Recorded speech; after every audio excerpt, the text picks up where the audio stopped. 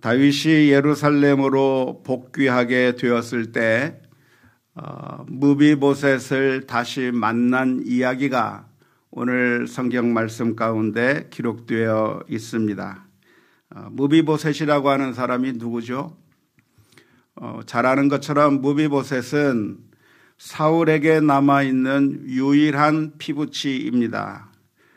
사울의 가족들은 다 죽게 되었으나 유일하게 남아있는 단 한 명의 사울의 피부치가 바로 무비보셋인데 어렸을 때 도망하다가 다쳐서 다리를 제대로 쓰지 못하고 걷지도 못하는 그렇게 된 사람이 바로 무비보셋입니다. 그런데 다윗이 도망자의 삶을 살다가 이제는 사울 왕이 죽고 난 이후에 이스라엘의 두 번째 왕으로 등극하게 되었을 때 다윗은 사울의 가족 가운데 남아 있었던 이 무비보셋을 수소문해서 찾아다가 왕궁으로 초대해서 자신의 아들들과 똑같이 왕자의 대우를 해주었다고 하는 이야기를 우리가 살펴본 바 있습니다. 이렇게 다윗이 사울의 손자인 무비보셋에게 긍휼을 베풀고 왕자 대접을 해주고 했다고 하는 것은 당시의 상황에서는 아주 놀라운 일이라고 할 수가 있겠습니다. 원래는 이런 경우에는 3대를 멸해서 완전히 그 왕족의 씨를 말려버려야 하는 것이 당연한 것처럼 여겨지던 시대가 바로 이 시대였기 때문에 그렇습니다.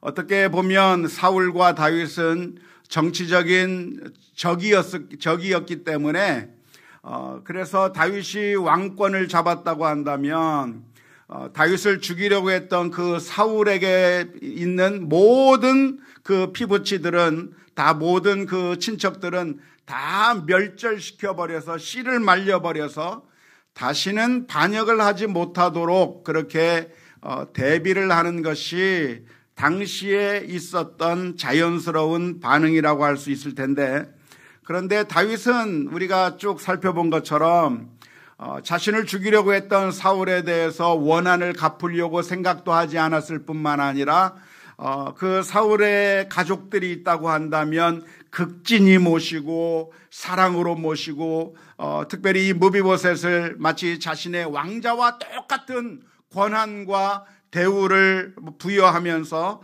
그래서 이렇게 극진하게 대우했다고 하는 것은 정말 은혜를 많이 베푸는 것이라고 할 수가 있을 것입니다.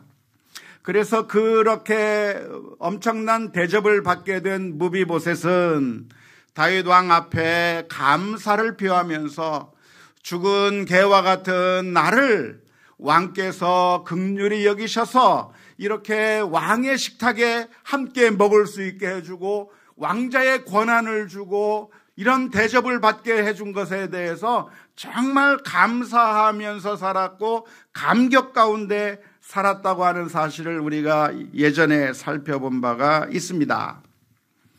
그런데 압살롬이 쿠데타를 일으키게 되고 그래서 다윗이 도망가고 있던 바로 그 상황 가운데 무비보셋의 시종이었던 시바가 다윗에게 나타났습니다.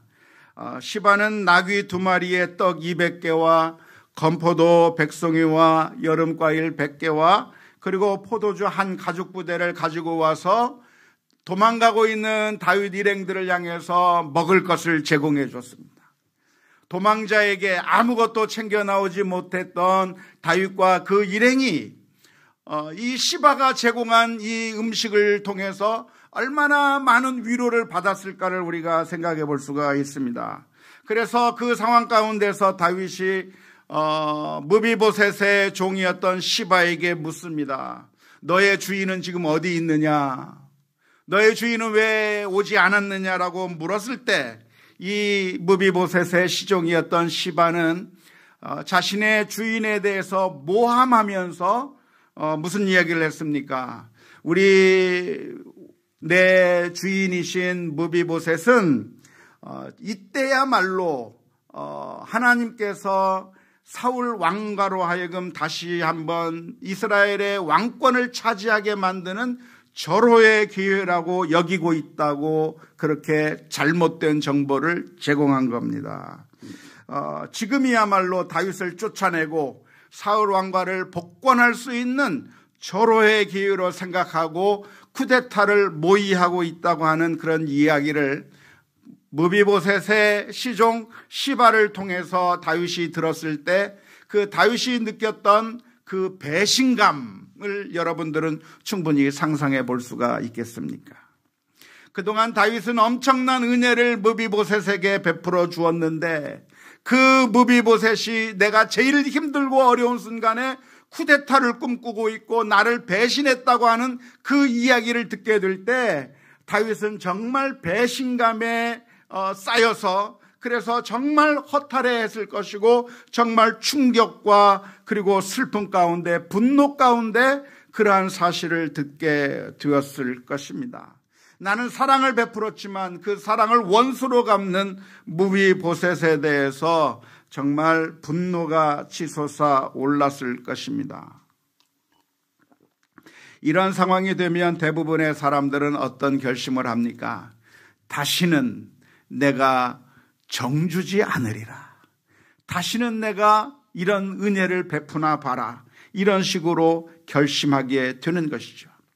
그 순간에 다윗은 무비보셋의 그 모든 재산을 종이었던 시바에게 제공해 버립니다. 네가 그 모든 재산을 가지라고 이야기하고 그리고 피난길에 올랐다가 그래서 이제 모든 전쟁이 끝나고 모든 상황이 정리되고 이제 다윗이 예루살렘으로 돌아오는데 이번에 누구를 만났냐면 바로 무비보셋을 만나게 된 겁니다.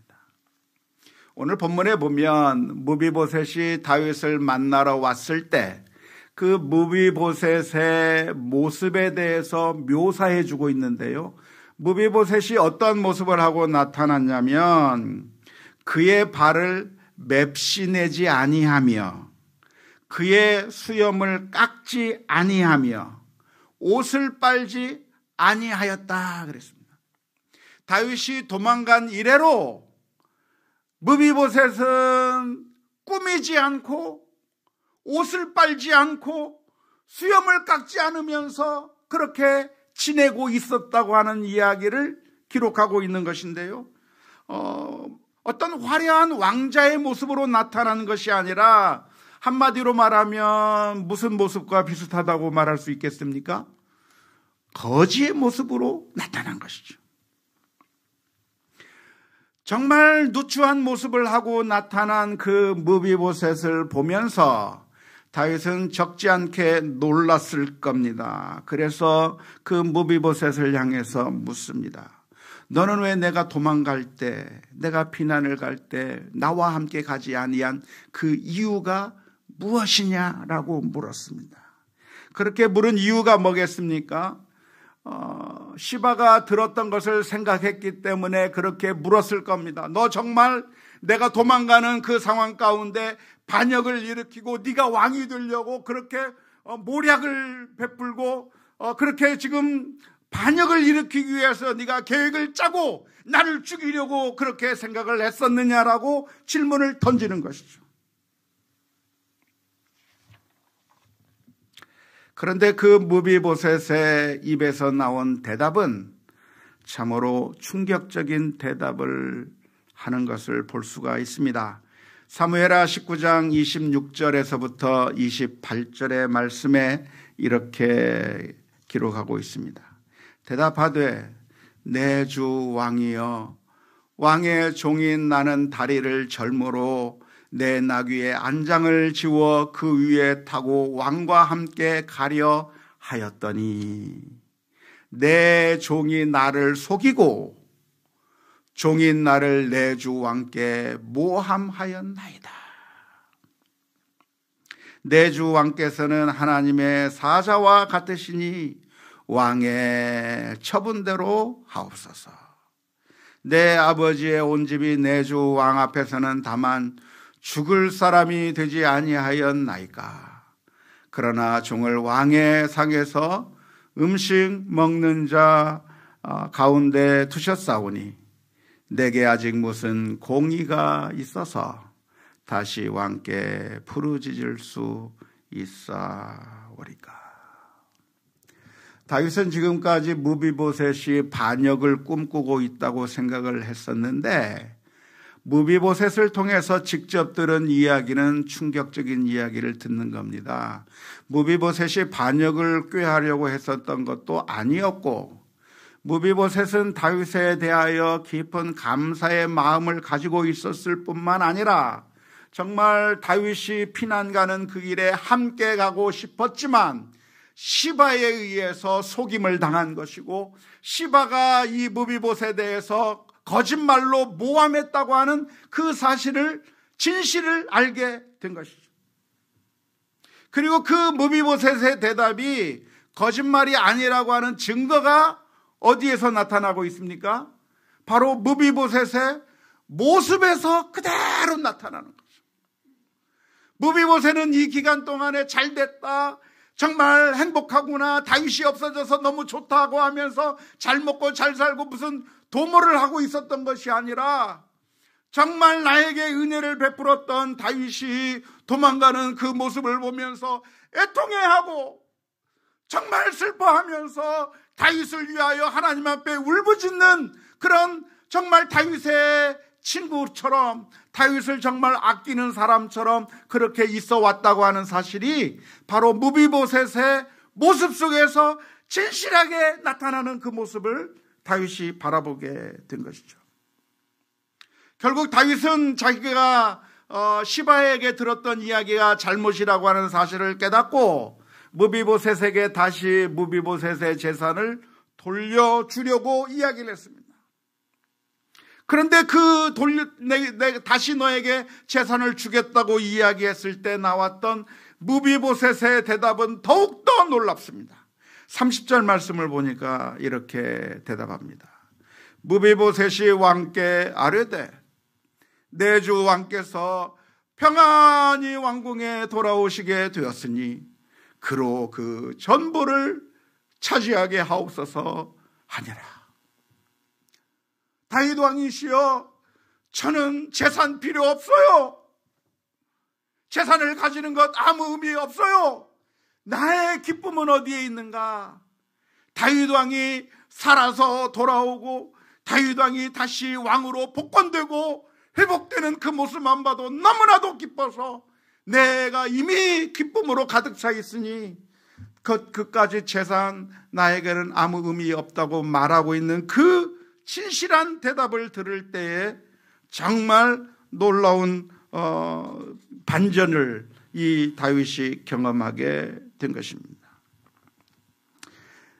진실은 무엇이었는가? 무비보셋은 배은망덕한 그런 악한 사람이었던 것이 아니라 정말 다윗의 은혜를 기억하고 감사하고 정말 다윗을 사랑했던 사람이었다고 하는 사실을 오늘 본문의 말씀 가운데 발견할 수가 있는 것이죠. 그런데 안타까운 것은 잠깐 다윗은 시바의 이야기를 듣고 시바가 모함하는 한쪽 이야기만 듣고 그 잠시 동안 무비보셋을 미워하고 무비보셋을 원수 갚으려고 하는 마음이 조금이라도 들었다고 한다면 정말 안타까운 일이었다라고 생각을 할 수가 있겠습니다. 다윗에게 일어났던 이 일은 사실 다윗에게서만 일어나는 일들이 아니라 우리 주변에서 우리가 흔히 경험하는 일들입니다. 어떤 사람에 대한 잘못된 정보, 가짜 뉴스, 모함과 비방과 중상모략들이 우리가 살아가는 이 세상에 얼마나 많은지 몰라요. 우리가 살아가는 가운데 서로가 진실만을 이야기하고 정말 바른 이야기를 하며 행복하게 살았으면 좋겠는데, 안타깝게도 아무런 관련이 없는 사람들이 악한 이야기를 하고 중상모략을 하고 비방하면서 악한 이야기들을 해댐으로 말미암아 그것에 의해서 엄청난 피해를 당하는 일들이 우리가 살아가면서 종종 겪게 되는 그런 일들이라고 할 수가 있을 것입니다. 우선 이렇게 시바처럼 자신의 주인이었던 무비보셋을 향해, 즉 다른 사람을 향해서 잘못된 정보로, 가짜 뉴스로 비방하고 중상모략을 하는 것은 괜찮은 것이 아니라 하나님께서 아주 사악하게 보시는 죄라고 하는 사실을 우리가 기억할 수 있기를 주님의 이름으로 축원합니다. 성경은 비방하는 것, 수근수근거리는 것, 중상모략하는 그 죄를 엄한 죄라고, 아주 나쁜 죄라고 규정하고 있습니다. 다른 사람들을 비방하고 특별히 근거 없이 모함하는 것은 우리 성도들이라고 하면 하지 않아야 할 아주 악한 죄라고 하는 사실을 기억해야 하는 것입니다. 그런데 종종 우리 성도들 중에서는 중상모략을 하거나 비방을 하는 것, 모함을 하는 것을 해도 전혀 양심의 가책을 받지 않는 그런 사람들도 종종 있습니다. 다른 사람에 대해서 근거 없이 비방하고 다른 사람들에 대해서 중상모략을 하고 가짜 뉴스를 퍼뜨리면서도 전혀 양심의 거리낌이 없이 그런 일들을 담대하게 하는 경우가 참 많이 있습니다. 특별히 언제 그러냐면 목적이 선할 때 그렇습니다. 복음을 전하는 일에 혹은 세상을 무너뜨리는 악한 세력을 무찌르기 위해서, 그래서 저 악한 세력, 그러니까 사람을 선한 사람과 악한 사람으로 구분하고 우리 편과 우리 편이 아닌 사람으로 구분한 다음에, 그래서 저 악한 사람들이라고 한다면, 그리고 우리 편이 아닌 저 사람들을 무너뜨리기 위해서라고 한다면 비방해도 괜찮고 중상모략을 해도 괜찮고 가짜 뉴스를 퍼뜨려서 어떤 방법을 쓰더라도 그 사람들을 무너뜨릴 수만 있다고 한다면 결국 악한 사람들을 무너뜨리는 것이고 우리 편이 아닌 사람들을 무너뜨리는 것이니까, 그렇게 비방하고 모함하고 중상모략을 한다고 할지라도 이것은 괜찮은 일이라고 그렇게 스스로를 정당화하는 경우가 많이 있습니다. 하지만 목적이 그렇다고 할지라도 비방하고 중상모략하고 하는 이 모든 것들은 하나님 앞에서 죄라고 하는 사실을 우리가 분명하게 기억해야 될 줄로 믿습니다. 우리 성도들은 중상모략과 근거 없는 비방과 모함하는 일에 동참해서는 됩니까? 안 됩니다. 특별히 가짜 뉴스의 중간 전달자가 되지 않기 위해서 우리가 정말 조심해야 합니다. 우리가 조심해야 되는 것이 무엇이냐면, 보통 사람들의 분노를 자극하고 정말 어떤 강한 아젠다를 가지게 만드는 그런 모든 정보들은 대부분 가짜 뉴스이거나 과장되고 그리고 한쪽 측면을 확대해서 반절짜리 진실만일 가능성들이 너무나도 많습니다. 오늘날도 그런 이야기들이 너무 많이 돌아다닙니다. 카톡을 통해서 돌아다니고 문자를 통해서 전달이 되는 그런 내용들을 보면 그 전달된 그 내용이 진실이라고 한다면 사람들을 분노하게 할 만한 내용들이 전달이 되고 있는데, 그런데 알고 보면 그게 진실이 아니라 다 가짜 뉴스가 많아요. 요즘 들려오는 뉴스들이 무슨 뉴스가 많습니까? 교회를 폐쇄하기 위해서 교회를 무너뜨리는 것이 목적인 사람들이 있는 것이고, 그 사람들에 의해서 교회는 지금 핍박을 당하고 있고 교회를 박살내기 위한 그런 어떤 일종의 모략이 진행되고 있다라고 하는 그런 가짜 뉴스들이 우리들 사이에 자꾸만 돌아다니는데, 그러한 것을 통해서 그 어떤 사람 특정 세력에 대해서 분노하게 만들고 그런 사람들을 미워하게 만들려고 하는 목적으로 만든 가짜 뉴스들이 얼마나 많이 돌아다니는지 모르는데, 대부분 그런 내용들이 사실이냐면 다 근거가 부족한 가짜 뉴스이고 일부를 확대하고 과장해서 뻥튀기 위해서 만든 가짜 그 비방일 수밖에 없다고 하는 것을 우리가 기억해야 할 것입니다. 이런 이야기들을 듣게 되면 그런 것에 함부로 휘둘리지도 말아야 할 것이고, 그 내용들을 전달하는 전파자가 되어서도 안 될 것이고, 우리가 그런 중상모략의 나쁜 일에 동참하는 그런 모습을 보여서도 안 될 겁니다. 사실 이 중상모략하는 것이 그 피해가 얼마나 큰 것입니까? 시바가 무비보셋에 대해서 중상모략하게 될 때 정말 엄청난 피해를 당하게 되는 것이고, 그리고 그 피해가 정말 한두 사람이 아니라 많은 사람들에게 영향을 미치게 되는 겁니다.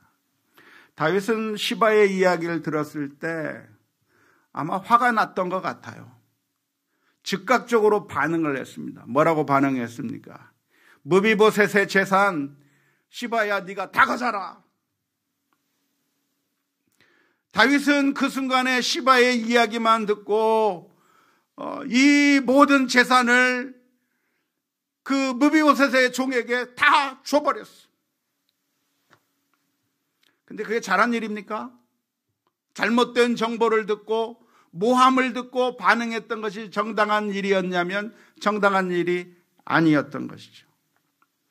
잠언서 18장 13절 말씀에 보면 사연을 듣기 전에 대답하는 자는 미련하여 욕을 당하느니라 라고 했는데, 우리가 자초지정을 알아보지 아니하고 정말 그러한가 미루어 살펴보고 다시 한번 재확인해 보지 않고 즉각적으로 화가 나서 반응을 해버린다고 하면 그것은 어리석은 일인 것이고, 우리가 만일 우리의 마음을 분노하게 할 만한 이야기를 듣는다고 한다면 그냥 화를 낼 것이 아니라 당사자의 말을 한번 들어봐야 합니다. 누구가 그러던데 이런 이야기를 하는데 정말 그렇습니까? 정말 분노할 만한 이야기를 하던데 그 말이 사실입니까? 물어보아야 하는 것이죠. 특별히 우리 부모님들이 자녀들과 대화할 때도 마찬가지입니다. 중상모략이라고 하는 것은 어떤 사람을 통해서만 우리들에게 중상모략이 들리는 것이 아니라 사실은 우리의 인식 자체가, 우리가 아는 것 자체가 완벽한 것이 아니라 우리가 모든 것을 한꺼번에 다 파악할 수 있는 능력이 없기 때문에 우리는 항상 일부분만 보게 되어 있고 어떤 한 측면만을 바라보고 볼 수밖에 없기 때문에 우리들은 완벽하게 이해하는 것이 아니라 우리 자녀들의 일부분만을 보는 거예요.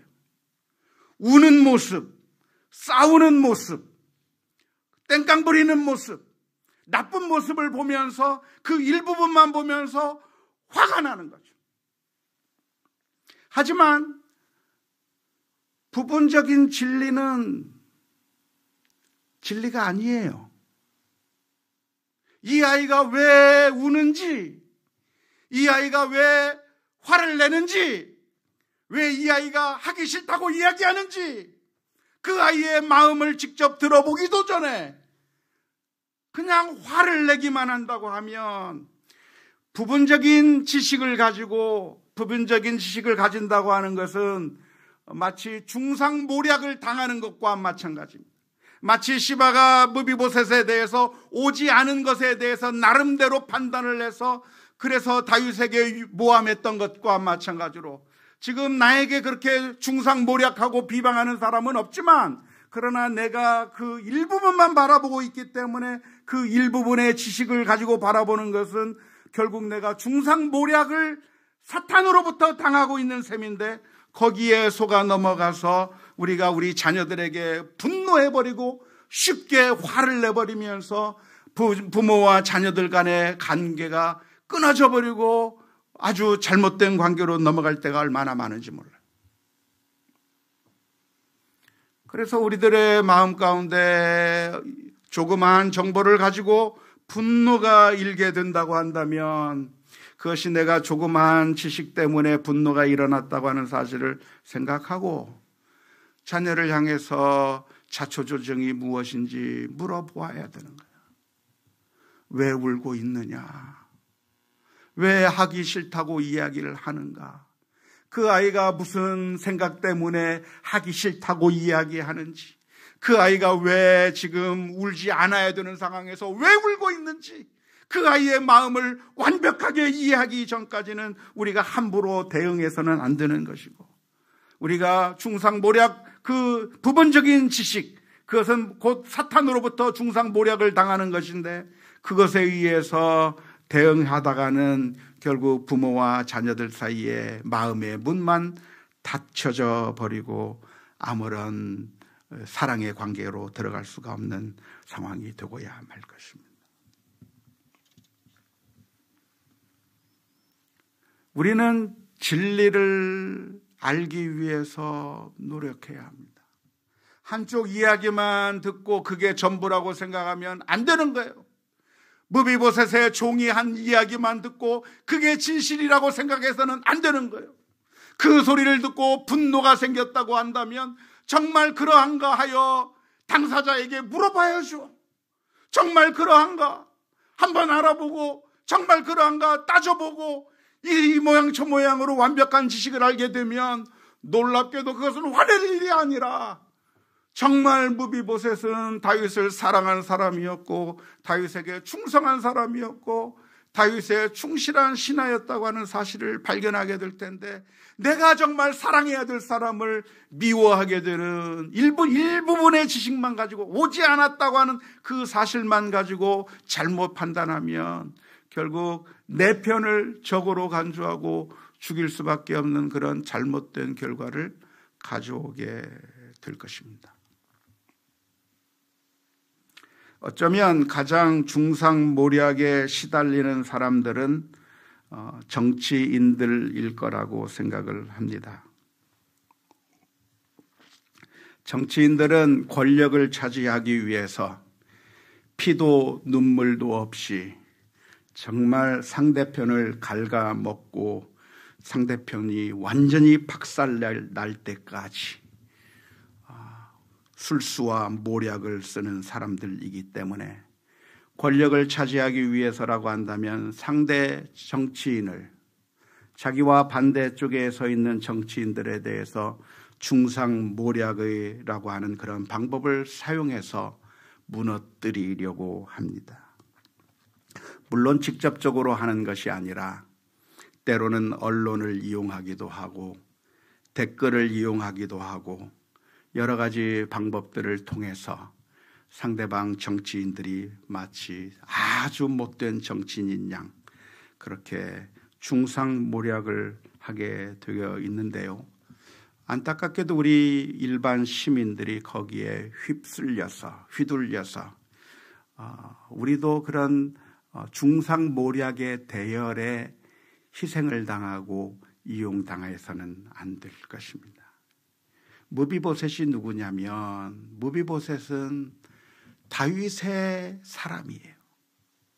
무비보셋은 다윗을 너무나도 고맙게 생각하는 사람이에요.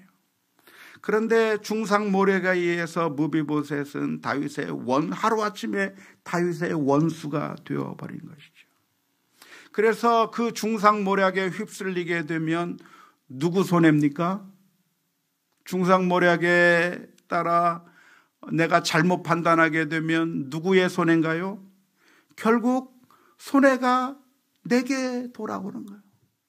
우리 편인 무비보셋을 죽여버리면 누구 손해예요? 내 손해지. 그런데 이 다윗은 마지막 순간에 무비보셋을 만날 수 있는 기회가 있었고, 물어보니까 원수가 아니라 친구라고 하는 사실을 발견하게 되고 다시 친구를 얻게 되는, 회복하게 되는 그런 놀라운 결과를 가져오게 된 것이죠. 사울은 중상모략의 가장 큰 피해자였습니다. 사울을 향해서 중상모략했던 사람이 누굽니까? 성경에는 기록되어 있지 않지만 아마도 사탄일 겁니다.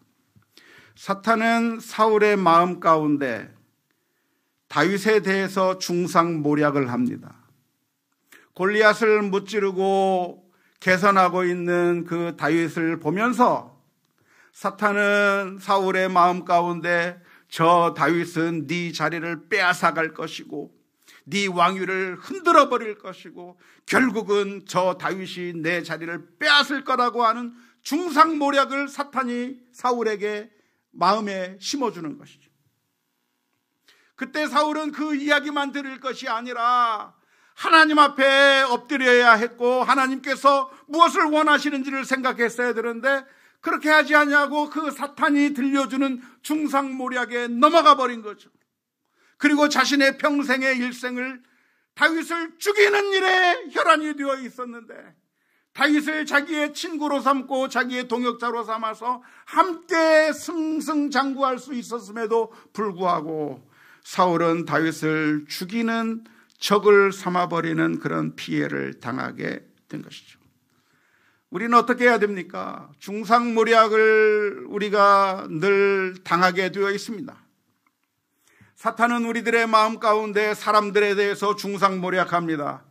암흑의 집사, 암흑의 권사, 암흑의 장로를 이야기하면서 저 사람은 당신의 적이라고, 저 사람은 당신을 미워한다고, 저 사람은 당신을 무시한다고, 그렇게 우리의 마음을 자꾸만 중상모략해서 그래서 친구가 되지 못하게 만들고 함께 같이 못하게 만들고 원수가 되게 만들려고 하는 그런 중상모략을 하게 될 때 그 말을 듣고 그 잘못된 정보에 끌려갈 것이 아니라 진실을 알아가는 노력을 해야 되는 거죠. 진실은 무엇인가?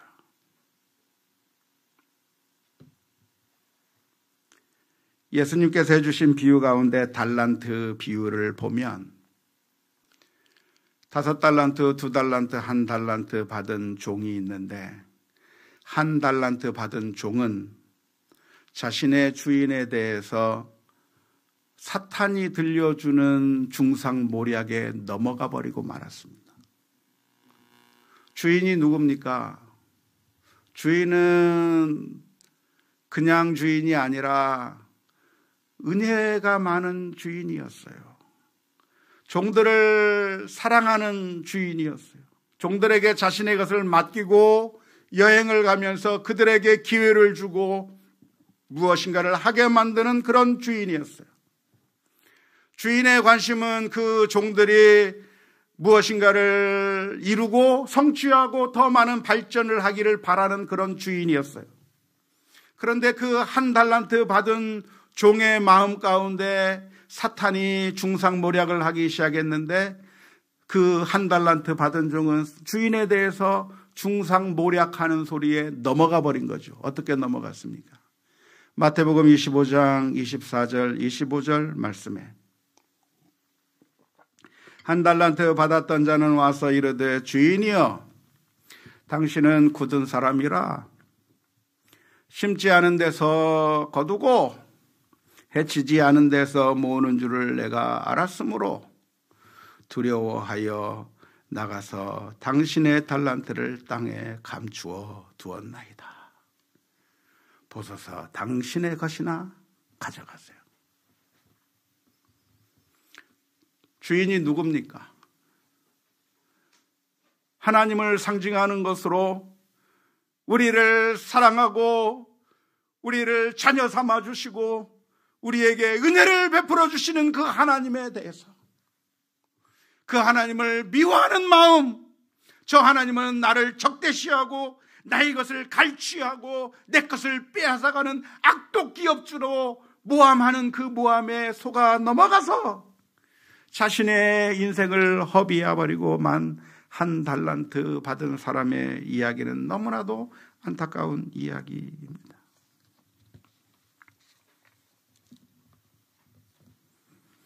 저는 지금까지 목회를 하면서 정말 많은 중상모략을 당해 보았습니다.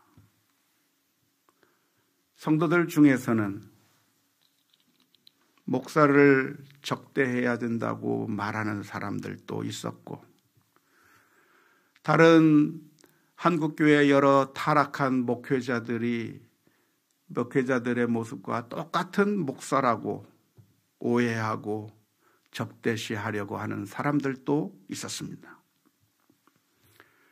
교역자들 중에서도 그런 사람들을 종종 만나 볼 수가 있었는데요. 제가 아무리 잘해 주려고 노력을 하고 정말 사랑으로 대하려고 하고 정말 인격적으로 대우해 주려고 많은 노력을 했지만, 자신이 다른 교회에서 받았던 담임 목사로부터 받았던 그런 상처 때문에 자신의 마음의 문을 열지 못하고 적대적으로 무슨 일을 해도 색안경을 끼고 바라보면서 중상모략하는 그런 시각으로 바라봄으로 말미암아 제가 무엇을 해도 좋은 관계가 만들어지지 않는 그런 안타까운 그런 경우들도 종종 있었습니다. 그런데 다윗은 무비보셋에 대해서 오해했었으나 무비보셋에게 물어볼 때 무비보셋으로부터 놀라운 이야기를 듣게 된 거죠. 무비보셋은 다윗을 미워한 것이 아니라 사랑한 것이고, 다윗이 도망가는 그 모습을 보면서 애통해하고 슬퍼하고 괴로워했던 정말 참된 친구로서 무비보셋이 있었던 것인데 그를 미워했었던 것이죠. 그런데 사랑하는 성도 여러분, 우리도 하나님을 그렇게 오해하고 있다고 하는 사실을 알고 계십니까?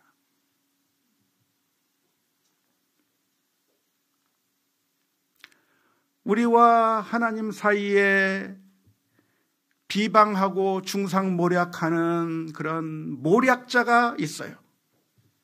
그게 누구냐면 사탄인 것이죠. 그 사탄은 끊임없이 우리들을 향해서 하나님에 대해서 모함하고 있습니다.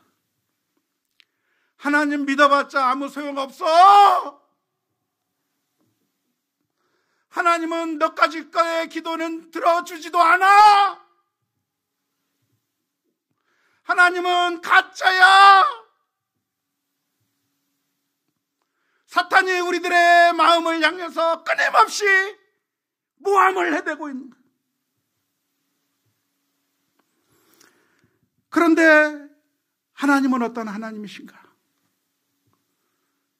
무비보셋은 다윗이 피난가는 그 상황 가운데서 너무나도 안타까워서 발에 맵시를 내질 못합니다. 아마 밥도 굶었을지도 몰라요. 수염을 깎을 힘이 안 나요. 옷을 빨 그런 여유가 없어요. 모든 힘이 쭉 빠져버려서 오매불망 다윗이 돌아오길만을 기다렸던 그 무비보셋의 모습이 있는데, 그런데 사랑하는 성도 여러분, 알고 계십니까? 하나님이 그렇게 하셨어요. 우리가 사탄에 의해서 죽임을 당하게 되었을 때 우리가 죽는 그 모습을 보고 그냥 강 건너 불구경하고 있었던 것이 아니라 하나님께서는 우리를 살리시기 위해서 오매불망 어떻게 하면 살릴 것인가 애타하시다가 결국 하나밖에 없는 그 아들을 이 세상에 보내주신 것이고, 그 아들이 십자가 위에 못 박혀 죽으심으로 말미암아 우리를 위하여 하나님의 놀라운 사랑에 구원을 베풀어 주신 하나님의 놀라운 사랑을 저와 여러분들이 기억할 수 있기를 바랍니다. 사랑하는 성도 여러분, 우리들을 향해서 자꾸만 모함하고 있는 사탄의 음성에 속아 넘어가지 말 수 있기를 주님의 이름으로 축원합니다. 우리는 그 순간에 진실을 바라봐야 되는 거예요. 우리의 고통만 바라보면 하나님이 우리를 무시하는 것 같아요. 우리의 현 상황만 바라보면 하나님이 없는 것만 같아요. 반쪽짜리 진리만 바라보면 정말 우리는 망해버릴 것만 같아요. 그런데 우리는 누구 앞에 나가야 됩니까?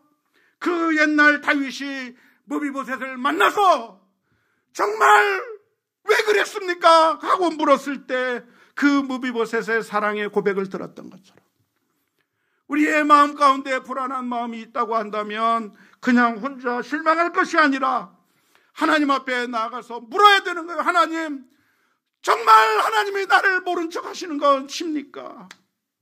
왜 내가 힘들고 어려운 길을 갈 때 하나님은 나와 함께 가지 아니하셨습니까? 왜 이 문제에서 하나님은 침묵하고 계십니까? 하나님 앞에 나가서 엎드리면 우리 주님께서 사랑의 소리로 우리에게 들려주실 줄로 믿습니다. 내가 너를 미워하는 것이 아니라 사랑하는 것이고 하나밖에 없는 아들을 너에게 주었다 라고 하는 그 사랑의 음성을 들으시고 완벽한 하나님의 그 사랑을 받으면서 우리가 다시 한번 힘과 용기를 얻고 주님과 동행하는 기쁨이 우리들의 삶 가운데서 넘쳐날 수 있기를 주님의 이름으로 축원합니다.